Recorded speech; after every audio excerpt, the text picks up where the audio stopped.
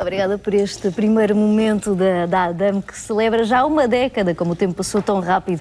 E certamente também aconteceu para o nosso próximo convidado, investigador e gestor, Eduardo Leite, um dos autores deste livro Decisões de Investimento. O tempo também passa muito rápido para os empresários e qualquer decisão errada faz com que entrem em ruptura. E é um erro relativamente comum nos nossos dias, não é? Eduardo, obrigada por cá vir. Muito obrigado, Sofia, e também nós, dos meus colegas. Agora agradeço a possibilidade de divulgarmos o nosso trabalho.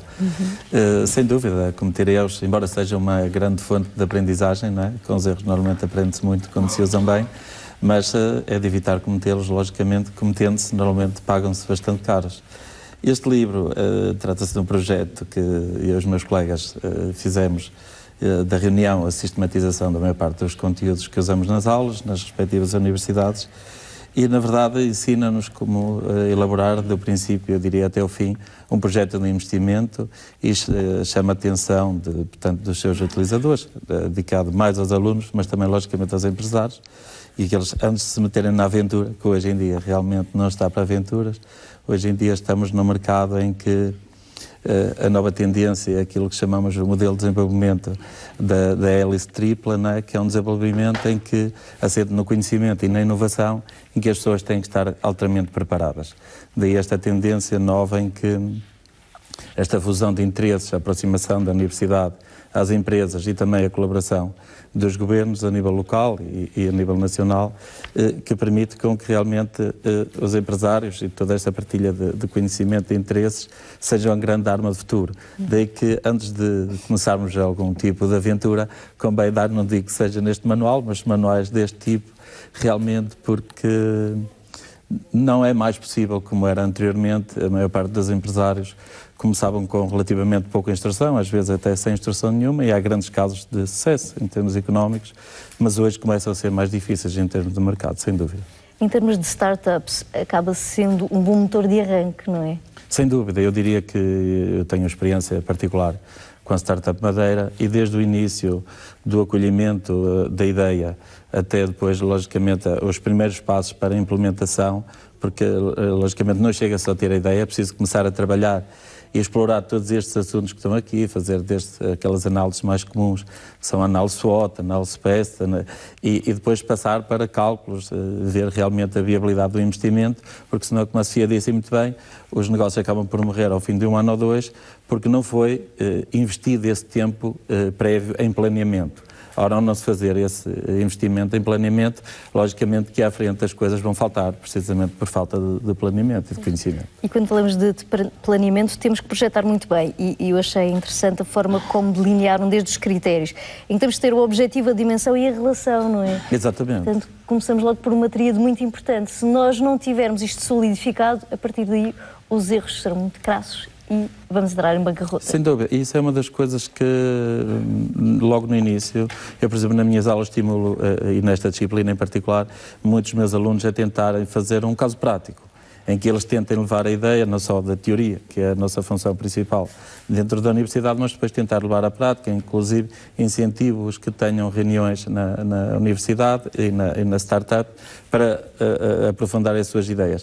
E aí na startup, dado o conhecimento que as pessoas são, é a tal complementariedade que existe entre as pessoas que têm as ideias, os empresários, a parte privada e, digamos, este estatuto semipúblico que tem as startups e depois outras instituições como a própria instituição, a universidade, que já começam a esfriar aquela emoção que as pessoas têm tendência para eu vou montar um negócio porque está a dar, porque aquela pessoa também abriu um negócio e replicam muitas vezes erros.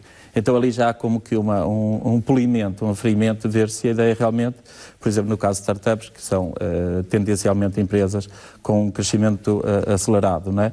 de índice ou de base tecnológica, que eles apoiam mais empresas que tenham um crescimento rápido. Mas as pessoas quando pensam, eu vou criar, eu estou-me a lembrar agora do caso dos alunos que eu tenho que se lembrar da ideia de um chip.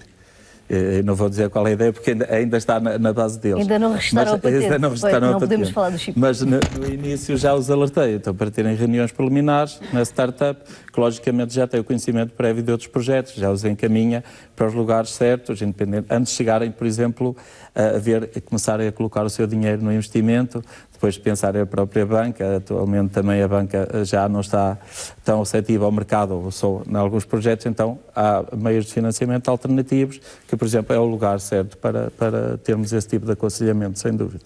E onde é que se comete o erro mais comum? É mesmo à partida ou no processo em que a empresa já foi criada e está a crescer mais rápido do que devia, ou pelo contrário, nós não oferecemos um produto sólido o suficiente?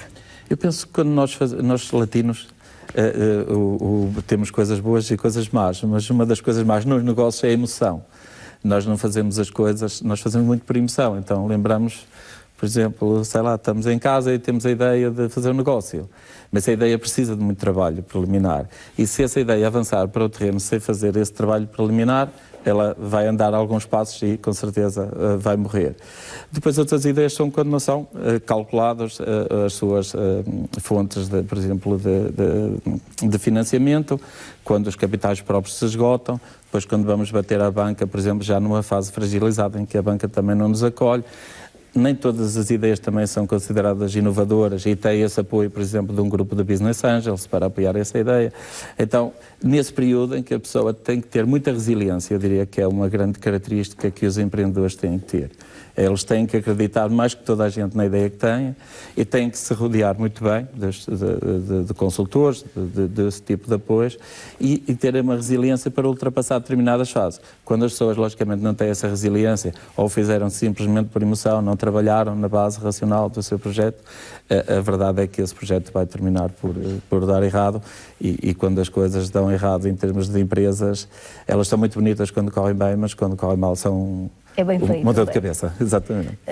Mas, nesta altura, os nossos empresários acham que já têm uma noção, fazem um estudo de mercado antes de se enfiarem de cabeça a pensar, ok, o meu projeto é inovador, fazem uma análise, verificam, é inovador na minha cabeça, mas pode alguém já ter criado este projeto e já ter... Eu penso que sim, começa a ser mesmo fundamental que se faça isso e como também estamos numa era, eu escrevi há dias um artigo para o Jornal Económico em que chamei a geração inovação.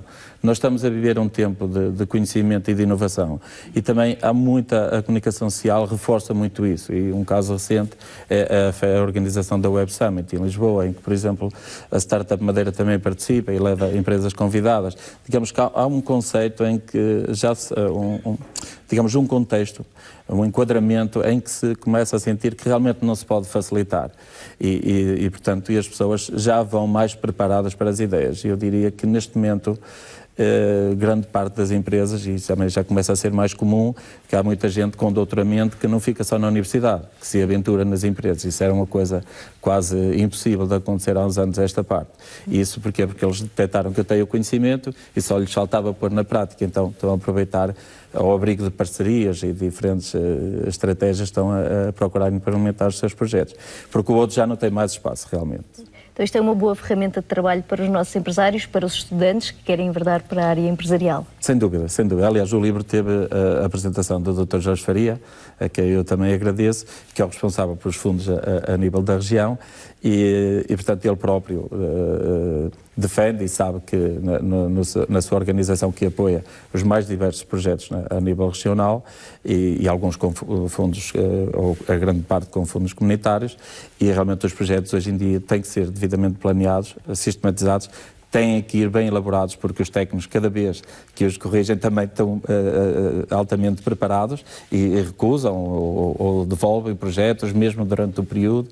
E também hoje eu diria que uma grande mudança que houve ao nível dos projetos de investimento e para que qual estas ferramentas são interessantes, é que não chega só a dizer que se tem uma ideia boa e demonstrar, por exemplo, com números que são facilmente manipuláveis, que se consegue levar essa ideia à prática, faturando X milhões de euros, por exemplo. Porque, na verdade, hoje o IDE e as autoridades exigem que se justifique a valia do projeto através de um volume de negócios.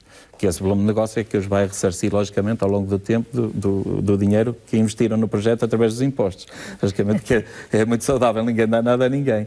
Mas então temos que realmente ver se depois na prática conseguimos cumprir. Sim, porque nós podemos ter aqui uma ideia os dois, vamos montar uma televisão, por exemplo. Então começar a dizer, a estimar que faturamos milhões, mas depois é preciso mostrar na prática. Consciencialização dos riscos, acima de tudo, e um bom aconselhamento. Obrigada por cá vir.